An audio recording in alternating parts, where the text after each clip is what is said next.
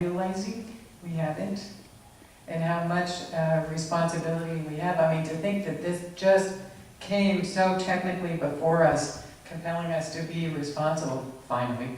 You know, in the year 2000 and following, I'm kind of, my 20-year-old self is sort of surprised. So thank you for bringing us to this level of performance for our city.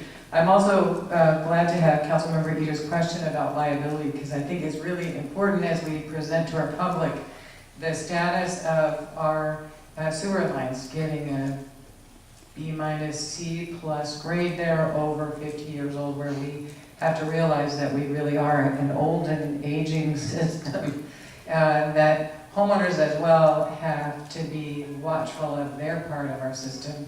And there's that issue, sort of like who's responsible here. So that was going to be my question to you, and I'm very grateful for your response to clarify that. You know, if we get to these SSOs, we're going to have to figure out what part of the system they came from, and go from there. So I guess as a community, we all want to be watchful and be maintaining our property and our public property. Thank you very much to our Public Works Department too for their work, and the other people who are our LROs, is that right? for taking that job on. Thank you very much. Yes, we do have in our emergency response plan, part of our response, if there's a backup in the house, we have restoration companies listed. We go through REMIF, our insurance carrier, and we have people to contact. It's pretty much pull all stops out, so that's very important. It's a public health issue. Just one follow-up, just to show you what these regulations have done. The regulations were adopted in 2006. The most recent report from the State Water Board indicates that the number of overflows, just number of overflows in the state has dropped almost 50%. The volume of overflows has gone down between 50 and 60%. So from this professional's observation, the regulations are working. They're doing exactly what they're supposed to do, and are probably a long time in coming, having been in the business for 45 years and assuming out of sight, out of mind. It's not the case any longer. Thank you very much. Councilmember Glass. Well, I too would like to thank you for this very clear report, and also for the hard work of our Public Works Department. I just have to make a couple of historic perspective comments here. I don't know if Rich remembers this, but way back when we had a really terrible, what's that called, an SSO. It must be close to 25 years ago now, when there was the infamous leakage from the holding ponds that went from right behind there, Yes. into the Laguna, and turned the Laguna black all the way from here down to Mill Station Road. And the guilty parties, it turned out, were gophers. They were the responsible parties for the SSO, but it was actually front page news in the Times and News, and the person who was the pesky person that kept looking for those gopher holes was my husband, the late Mayor Michael Keyes. And I just wanted to comment on how this is a case of seeing how big government and regulation really works. And you know, we always had really well-intended and dedicated staff in this city, but it took a regulatory framework to help everybody all work together to get this problem fixed. And those statistics that you're citing are really interesting. The 50% drop that you mentioned in leakage, and I mean, this has really happened over a 25-year period, and I think it's really impressive, and the public needs to understand that stuff is really working here, that, you know, state regulation and working with local government to improve things, and to educate our public works departments, and on top of that, all this new technology, like putting cameras in your sewer system. How cool is that?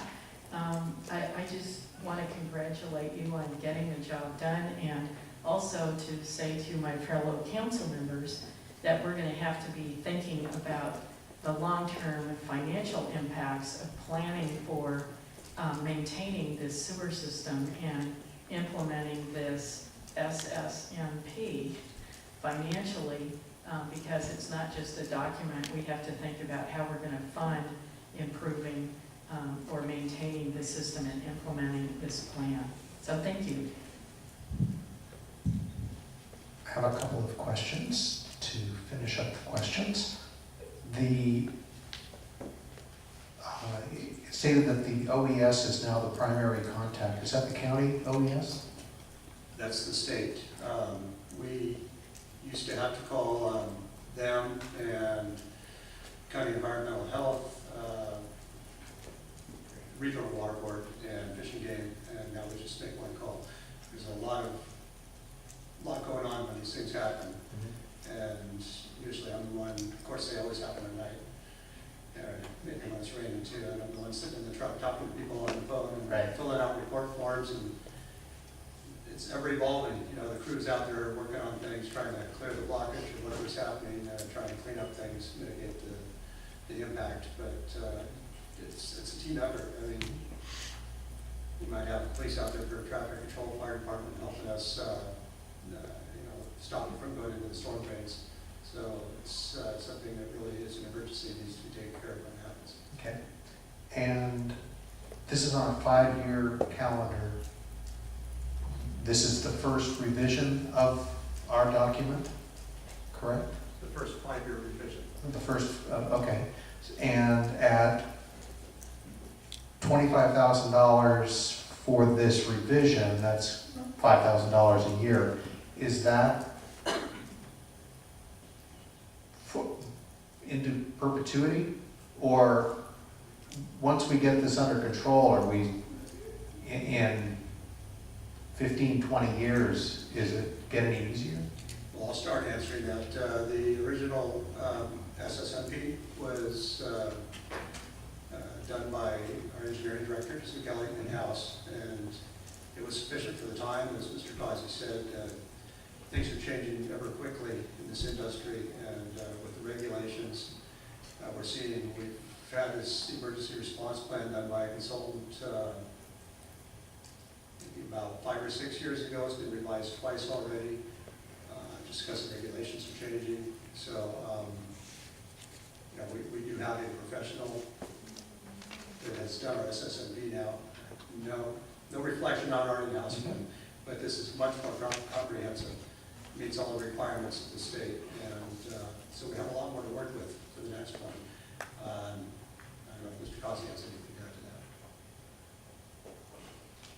I think there are multiple options for you. There is no reason that your own staff, if they have the time, can accomplish this. The other thing you should be aware of is the SSMP rewrite. The total contract is for $25,000, which includes training and an audit and some other things. I think we produced this document for only about $10,000 or $12,000. Does it have to be done outside? No. It can be done inside. I think the comprehensive document you have, unless they change the regulations and they're threatening to reopen the waste discharge requirements in 2016, I think the issue before you this time was the substantial changes that took place with the September 2013 revisions that the staff was not completely up to date on, not through any fault of their own. But so I think you can either do it that way. I know one agency that has 3 partners at the treatment plant, and those 3 partners get together and do the audits internally through some kind of a committee. But I don't think there's any requirement that you use a consultant, don't use a consultant, use your staff. It really depends on the capabilities and time availability of the people who are involved.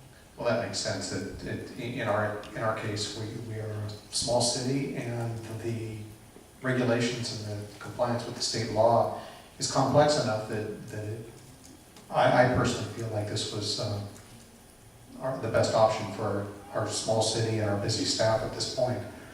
So we will open this up for public comment, if any members of the public wish to speak on this item. All right, we'll close public comment. Any final comments by council or a motion? Can we create a requirement to put the inspection videos on the city website? That was a joke.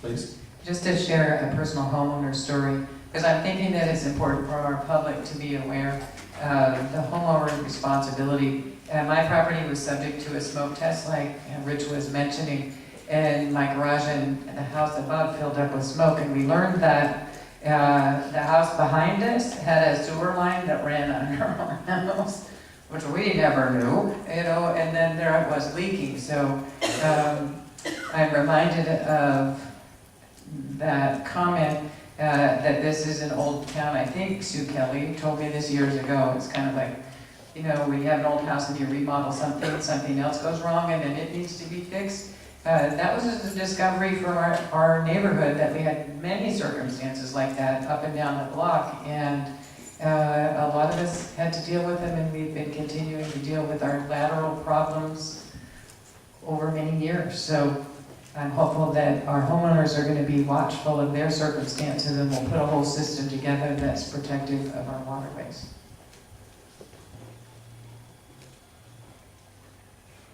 Any further discussion or a motion?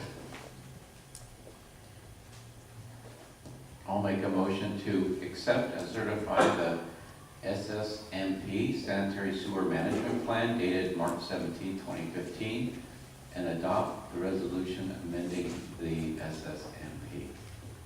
Is there a second? I'll second that motion. Any further discussion? Take the vote. All in favor, say aye. Aye. No opposed? 4-0 was the vote. It passes, and thank you very much, staff and Thank you.